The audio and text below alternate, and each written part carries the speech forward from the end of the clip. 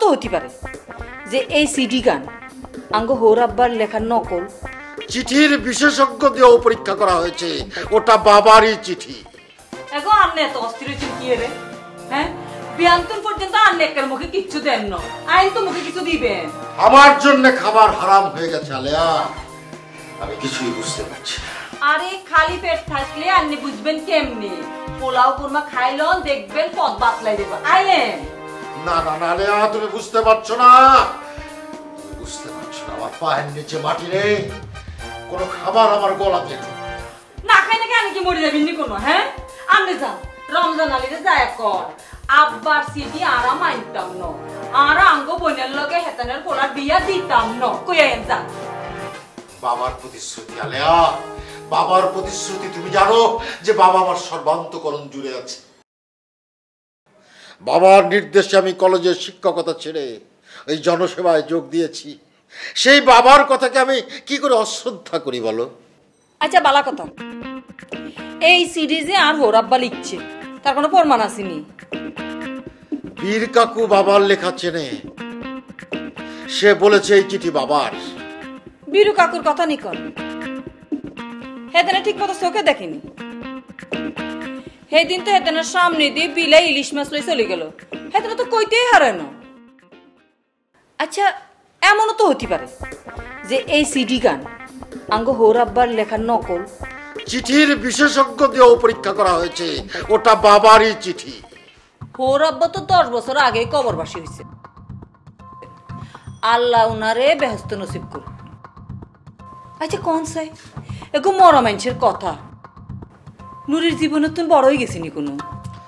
সেটাই তো বুঝি না আলেয়া। আন্নের কাছে কে বড় কোন সাই, মরা বাপ নাকি জেতা বই? আন্নে কি মরা বাপের কথা রাখতে যায়? আন্নের জেতা বোনের জীবন লই গোল্লা ছুট খেলবেন নি কোনো? উফ, আমার মাথায় কিছুই আসছে না। আচ্ছা এগো কথা কম দি, আন্নে হইলেন গিয়ে বাপের বড় পোলা পোলানি। হ্যাঁ, আন্নের দায়িত্বের মধ্যে পড়ে যে আঙ্গ নুরিরে ভালো এগো পোলার খাতে তুলি দেন।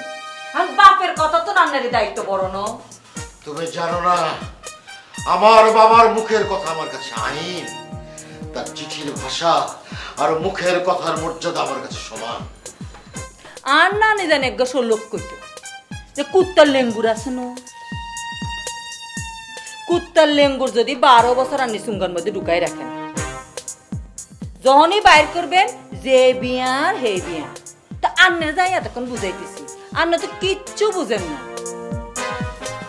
আচ্ছা এখন কথা কোন চাই, এই কষায়ের হোলার লগে যদি আন্নে গো বোনের বিয়া দেন, আন্নের ইজ্জত সম্মান থাকবো নি? আমি নিজের মর্যাদার কথা ভাবি না আলেয়া, আমি ভাবি আমার বাবার মর্যাদার কথা। আচ্ছা বুঝছি। আচ্ছা কোন চাই আন্নে ওই কষার হোলারে চিনেন নি? হেতে কি শিক্ষিত না ক লিখতে কলম ভাঙ্গি যায়? হেতে যদি ধরেন গুন্ডা পান্ডা হয় তাহলে কিরবেন আন্নি? ও আমাকে পরেশান করে কি লাভ? তুমি তো জানো যে বাবার ব্যাপারে আমি কতটা অন্ধ। আন্নে অন্ধ হইতে পারেন, আর নুরির কথা তো বাদই দিলাম, হেতি তো লেদি চুক্কা। আন্নের যে বাকি 3 ভাই আছে হেতারা কে বিয়া মানবনি? কার কার তোমার স্পর্ধা যে আমার উপরে কথা বলবে? আরে বাউরে, আন্নে তো একলা খালি নুরির ভাই ন। হ্যাঁ, বাকি 3 ভাইয়েরও নুরির উপরে একেবারে সমান সমান অধিকার। আন্নে মিয়া ভাই হিসেবে হেতের বাপের মতন বাপ তো ন। বাহ, পিতৃতুল্য কিন্তু পিতা নয়। বাহ বাহ বাহ। ভাই বলো চাচা বলো, বাপের সমান নয়। ওদের জ্বালায় বাঁচিল আবার বিস্ফোরায় করছি। ভাই বলো চাচা বলো, বাপের সমান নয়।